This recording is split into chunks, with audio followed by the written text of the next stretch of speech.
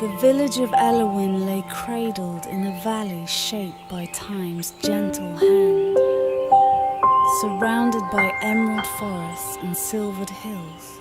It seemed a place immune to the rush of the outside world.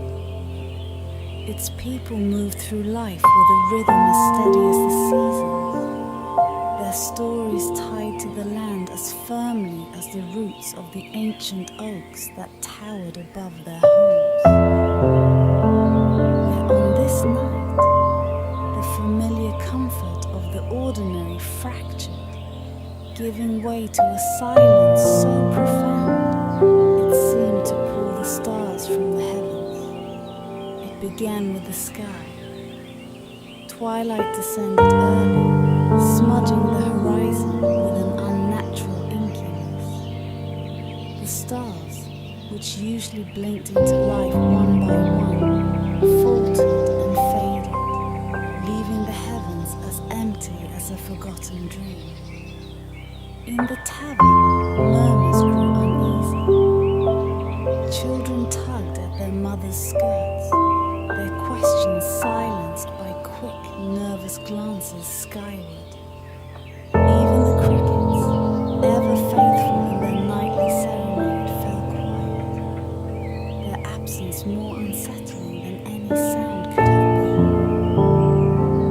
Elowin's elder, a stooped woman with a face carved by decades of wisdom and sorrow, stood in the square, her cane pressed into the earth. Her voice trembled, but her words carried weight. It is the night of shadows, she whispered, her eyes reflecting the void above.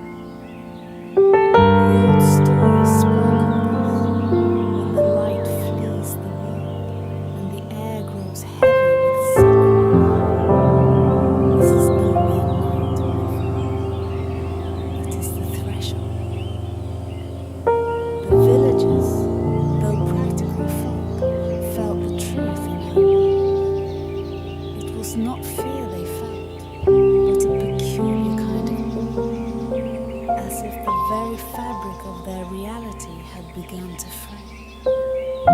They gathered in the square, drawn together by an unspoken need for company. Lanterns were lit, their flickering flames barely holding back the creeping darkness. Above them, the black sky seemed alight. At first, it was subtle, a ripple, a shimmer at the edges of perception. Then, like ink dropped into water, streaks of light began to swirl and twist. It was not the light of stars, nor the glow of the moon. It was something ancient, something alive. The villagers craned their necks, captivated. What is it? Someone whispered. But no one had an answer. Among the crowd was a young woman named Miles. She had always been a quiet soul, her heart tethered to unspoken dreams. She stood apart from the others, her gaze fixed on the strange sky. Unlike the rest, who whispered in hushed tones or clutched at one another's arms, Milas felt a peculiar calm settle over her. It was as if the night had reached out and claimed her, pulling her into its quiet mystery. Her mind drifted to the stories her grandmother had told by the fire when she was a child. Stories of a night when the world would pause, and a light would come not to destroy, but to reveal.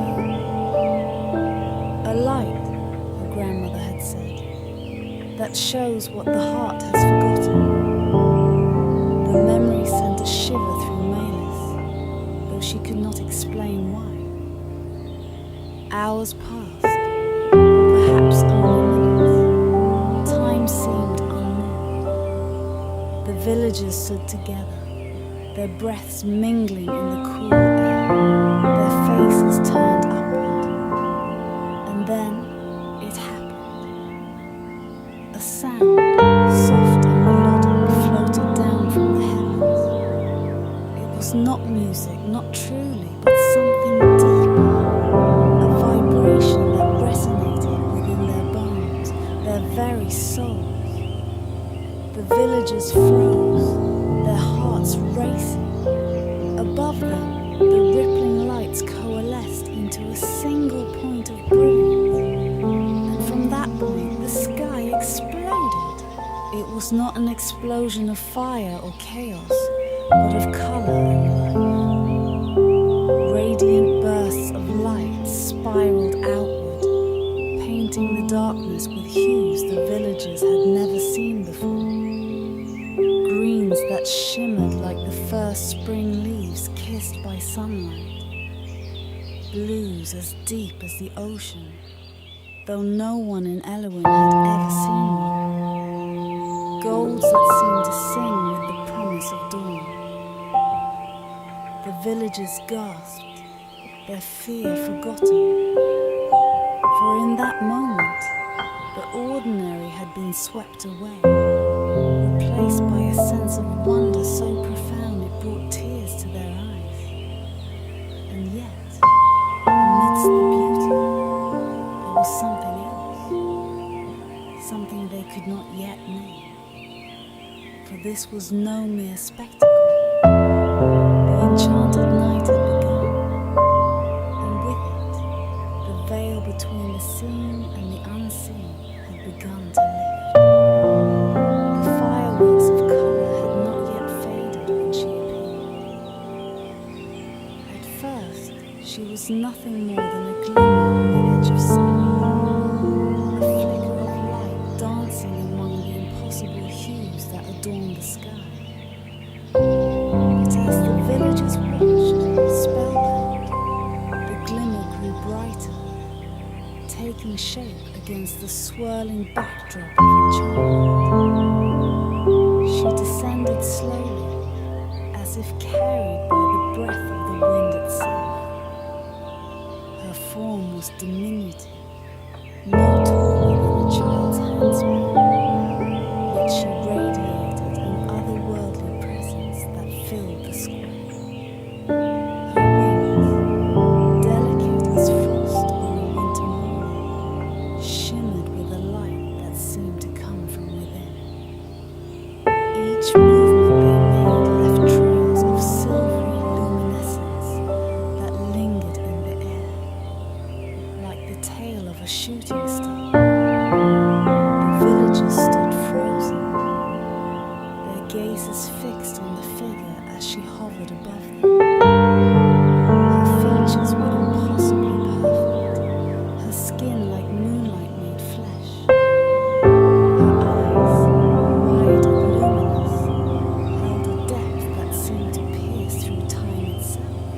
But it was her expression that unnerved them most. It was not one of kindness nor malice, but something far stranger. It was as though she bore witness to a truth too vast and too ancient for human comprehension. Evala, whispered the elder, the name tumbling from her lips like a prayer. The fairy's gaze flicked toward the sound, and for a moment, it seemed as if the entire world held its breath. She raised her hand, slender, translucent, and tipped with fingers that glimmered like starlight. The motion was deliberate, slow, and it drew every pair of eyes in the square. From her palm, a single spark was born. It pulsed with a light that defied description, shifting between colors and shapes that seemed to tug at the edges of memory. Then, with the flick of her wrist, she cast it skyward.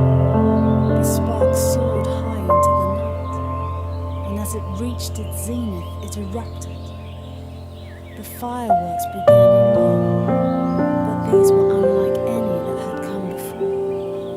They blew intricate patterns, flowers that unfurled petal by petal, spirals that twisted into infinity, constellations that shifted and rearranged themselves in a heartbeat.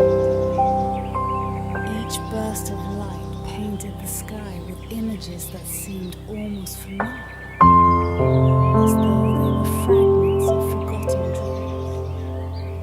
The villagers gasped as the light rained down upon them. It fell not as sparks, but as glowing motes that drifted like snowflakes.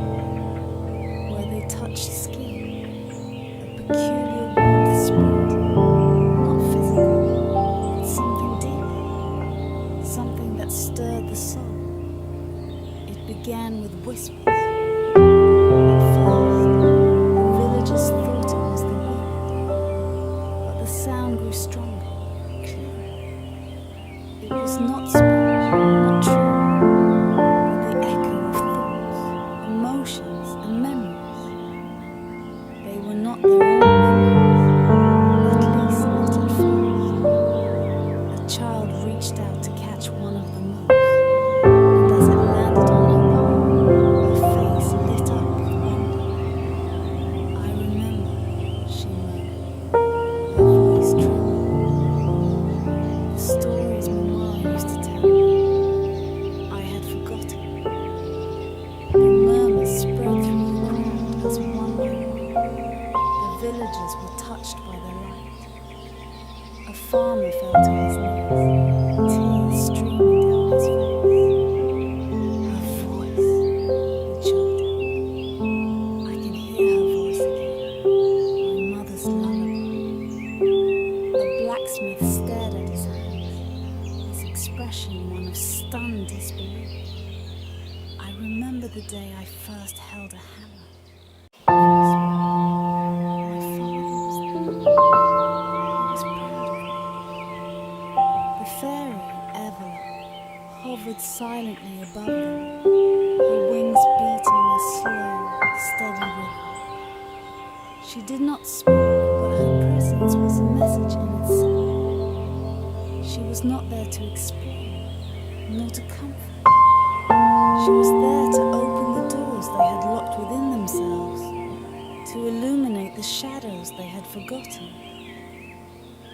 Mylis stood at the edge of the square, her arms wrapped around herself as she watched the scene unfold. She had not yet been touched by the motes, but she felt their pull, a magnetic force drawing her toward the truth she had hidden even from herself. She looked up at the fairy, her heart pounding. "Why?" she whispered, though she did not expect an answer. "Why now? What does it mean?" Evala's gaze met hers, and for a moment, the world seemed to fall away. In the fairy's eyes, Mela saw galaxies spinning, oceans churning, lifetimes unfolding. And in the depths of that gaze, she saw something else, something she could not yet name. Before she could look away, a single mote of light drifted toward her, its glow pulsing in time with the racing of her heart. She reached out, her fingers trembling, and as it settled on her skin, the memory it carried bloomed within her. Her breath caught. The fairy's voice, soft as a sigh, filled the air. "The past is not gone," she said. "It waits to be found." And with those words, the second act of the enchanted night began. The enchanted fireworks continued to unfurl in the heavens, each burst releasing more motes of light. The villagers stood enraptured as the motes drifted through the air, carrying with them the weight of forgotten time. When they touched skin, the memories they carried erupted like seeds long dormant, blooming into vivid recollections. An old woman, her hands gnarled from decades of labor, clutched her chest as a smile spread across her face. "I can see it,"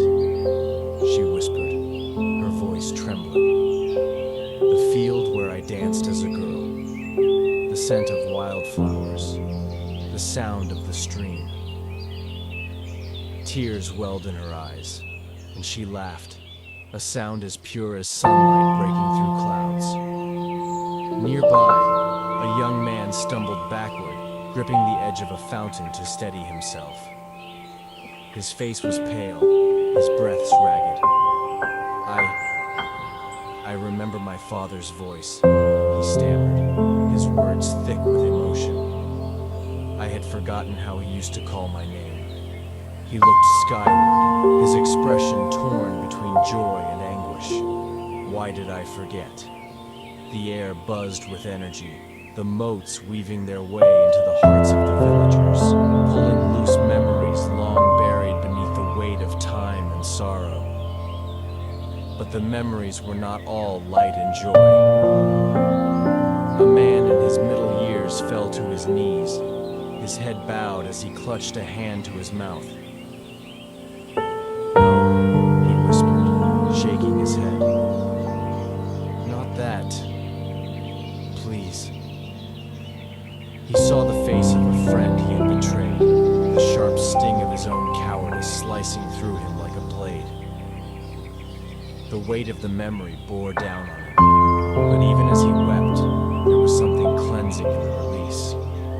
A young woman stood frozen, her arms hanging limp at her sides. Her lips moved soundlessly as she relived the moment she had turned away from a love she was too afraid to hold on to. Her heart ached with the truth of it, but she did not look away. In the center of the square, Milas watched the spectacle unfold, her own heart pounding with anticipation and dread.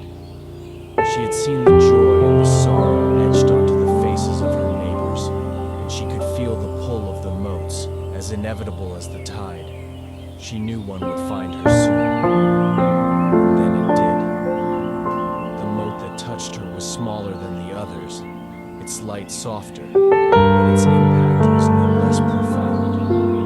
The instant it landed on her skin, she felt a warmth bloom in her chest, spreading through her limbs and into the corners of her mind. She was no longer standing in the square. She was a child again, no older than 6, sitting on the edge of a stream that wound through the forest near her home. The air was warm, filled with the hum of bees and the scent of wild mint. Beside her sat her grandmother, her face weathered but kind, her voice a melody that carried the wisdom of ages. "Remember this, Malis," her grandmother was saying, her hands weaving a crown of flowers. "The world has a memory of its own. If you ever feel lost, the earth, the sky, the stars, they will remind you. But you must be willing to see." The memory shimmered like the surface of the stream, its edges rippling as if caught in a dream. Milas wanted to stay there, to hold on to her grandmother's voice, but the memory dissolved, leaving her standing once more in the square. She blinked, her eyes wet with tears she hadn't realized she was crying. Around her, the villagers continued to experience their own revelations, their voices rising and falling in a symphony of emotion. Above them, Avala hovered, her wings moving in slow, deliberate arcs. She did not speak, but her presence was like a silent command, urging the villagers to embrace what was being revealed to them. The fireworks overhead grew brighter, their patterns more intricate, each burst releasing a new wave of motes. But as the memories flowed, a strange tension began to creep into the air. The light, once comforting, seemed to take on a sharper edge. The villagers, lost in their reveries, began to notice it too. "What does it mean?" someone asked, their voice trembling. "Why are we seeing this now?" Milas looked up at Avala, her heart heavy with the weight of her own memory. "She's showing us the truth," she said, her voice But the truth isn't always what we want to see. The fairy turned her gaze toward Melis then, her expression inscrutable. For a moment, it felt as though the entire world had narrowed to the space between them. And in that moment, Melis understood something she could not yet put into words. The fireworks were not just memories. They were something more, something that was about to change everything. The air grew heavier, as if the very fabric of reality strained under the weight of the memories returning to life. The villagers, still enraptured by the enchanted fireworks, began to sense something deeper in the revelations unfolding around them. The motes of light, no longer simply carriers of forgotten moments, seemed to carry a darker energy. A whisper of truths long buried for a reason. An uneasy murmur rippled through the crowd. In the corner of the square, the blacksmith sat slumped against the fountain, his face pale and glistening with sweat. "It wasn't an accident," he muttered, his voice barely audible. "The forge fire. It was my fault. I knew the beam was weak, but I didn't fix it." And his voice cracked, and he buried his face in his hands, unable to finish the thought. A mother clutched her child close, tears streaming down her face. "I didn't mean to leave her," she sobbed, though her words seemed meant for no one. "I was scared. I thought I'd come back, but I never did." Her child, confused and frightened, tried to console her, but the weight of the memory had taken hold. The fireworks above had changed. The once vivid colors were now tinged with shadow, their edges fraying into tendrils of darkness. The patterns, once mesmerizing and harmonious, grew jagged, chaotic. Each new burst seemed to tug at the villagers' deepest fears and regrets, peeling back layers of their hearts to expose the raw truths beneath. Melis stood at the edge of the crowd, her pulse quickening. The motes swirling around her seemed to hesitate, as if choosing whether or not to reveal more. She had seen enough to understand what was happening now. The fairy was not simply giving them back their memories. She was forcing them to confront the parts of themselves they had tried to forget. "What are you doing to us?" someone cried out, their voice sharp with fear. Ava, hovering motionless above the square, finally moved. Her gaze swept across the crowd, and though her expression remained serene, her eyes held a gravity that silenced the question. She raised her hands, and with a flick of her delicate fingers, another cascade of light burst forth. This time, the motes fell like ashes. Melis caught one without thinking, her fingers closing around the fragile light. She braced herself for the memory it carried, but nothing could have prepared her for the weight of what she saw. She was back in the forest, older this time. The stream was gone, its bed dry and cracked beneath a sky choked with grey clouds. She knelt in the dirt, her hands stained with soil and blood, though she didn't know why. Around her, the trees stood like silent sentinels, their branches clawing at the sky. You must remember, came her grandmother's voice, though the woman herself was nowhere to be seen. It is the only way forward. The memory shifted, dissolving into fragments, images of faces she didn't recognize, voices calling her name, a flash of light, and then silence. The weight of it pressed down on her, leaving her gasping for air as the vision faded. The villagers too were unraveling. Their cries filled the square as they wrestled with the truths the fairy had revealed. Betrayals, failures, losses. They saw themselves not as they wanted to be, but as they truly were. The anguish, there was something else, a glimmer of understanding. I see now, the elder murmured, her voice breaking the stillness.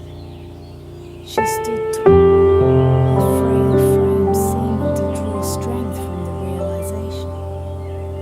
It's not just about remembering, it's about accepting. The past is not gone. But it is not a prison either. Evela's wings flared with light, and for the first time she spoke. Not with words, with a presence that filled the air like a melody. Her voice was both a whisper and a roar, ancient and infinite. The truth is a mirror, it said. It shows not only what you are, but what you could become. The light reveals, but the choice is yours. The villagers looked to one another, their faces pale but resolute. They had been broken open, their secrets laid bare. But in the cracks, something new began to grow. Forgiveness, hope, redemption. They felt it stirring in the ashes of their pain. Malis, still trembling, raised her eyes to Evela. Why now? She asked, her voice trembling. Why did you come to us? The fairy's gaze rested on her, and in it, Malis saw the answer. It was not spoken, but it was clear nonetheless, because it was time. The fireworks, now softer, began to fade, their light sinking into the earth and sky. The truths they had revealed lingered, heavy but transformative. The villagers stood together, their silence no longer one of fear but of resolve.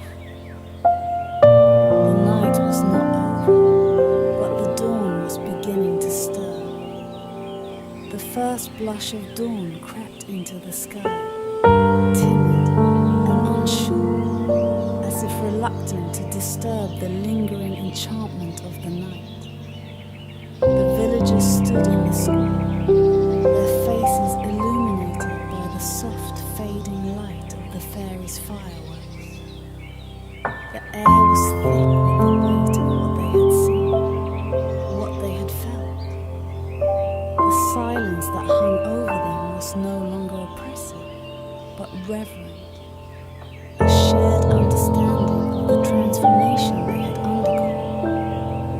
Evela hovered above them, her form growing dimmer, her wings slowing as if she too was reaching the end of her purpose. Her light, once brilliant and commanding, softened into a silvery glow that barely outshone the first rays of the sun. Miley stepped forward, her heart still trembling from the memories that had been thrust upon her. The weight of her grandmother's words, of the dry riverbed and blood-stained soil, lingered in her chest like an unanswered question. Yet, for the first time, she felt as though she was beginning to understand.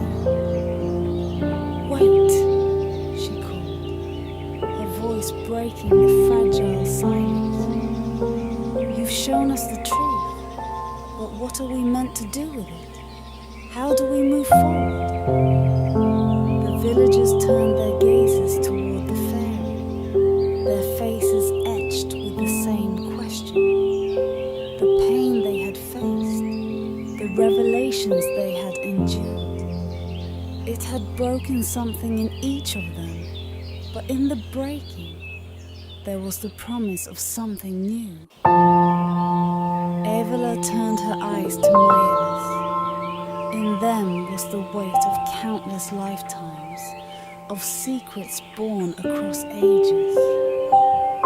She did not speak, but her voice filled the air like the whisper of leaves in a breeze.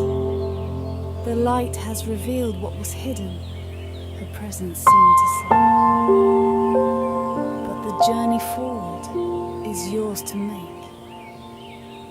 The fairy lifted her hands once more, and from her palms, a final burst of light erupted.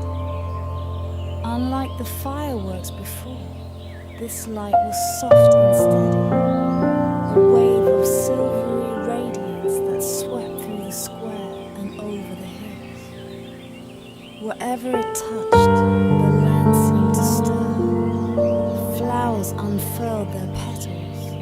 Long dormant seeds sprouted, and the air grew rich with the scent of earth and life. The villagers gasped as the light touched them too. The aches in their bodies eased, the heaviness in their hearts lifted. It was not a magic that erased their pain or their regrets, but one that soothed the edges, making room for hope to take root. One by one, they began to move. A mother knelt before her child, whispering apologies through her tears. The blacksmith approached the man he had wronged, his hands trembling as he offered a long overdue apology. A young artist picked up her neglected brushes, her eyes shining with determination. The square, once silent and heavy with revelation, came alive with murmurs of renewal. Milas remained where she stood, her gaze fixed on Evelyn. The fairy was fading now, her form becoming translucent, her light merging with the dawn. Malis felt a pang of loss, a desperation to hold on to the presence that had changed everything. Will we see you again? She asked, her voice small.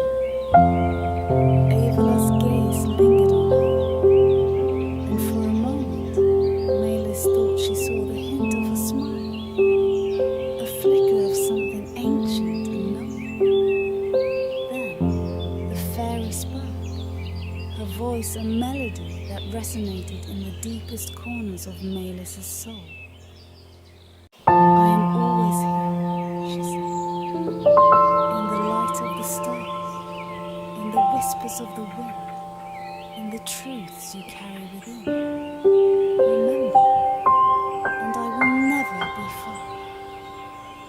And with that, Evala dissolved into the morning light, her presence lingering like the echo of a song.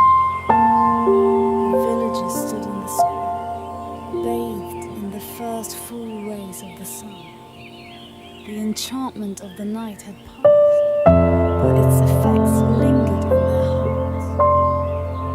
They were no longer the same people who had gathered in fear and uncertainty. They were something more, something stronger, something wiser. Malis turned her gaze to the horizon, where the forest met the sky. The memory of her grandmother's words still pulsed within her, a seed waiting to grow. She did not yet know what lay ahead, but she felt a quiet certainty that she would find her way. The village, once shrouded in routine and silence, began to stir with new life. Laughter echoed through the streets, hands reached reached out in forgiveness, and dreams, long buried, began to surface. They had been broken open, but in the breaking, they had found the strength to begin again. And in the quiet corners of the forest, where the trees whispered secrets to the wind, a faint glow lingered, the last trace of Avala's light. It was a reminder, a promise, that even in the darkest of nights, there is a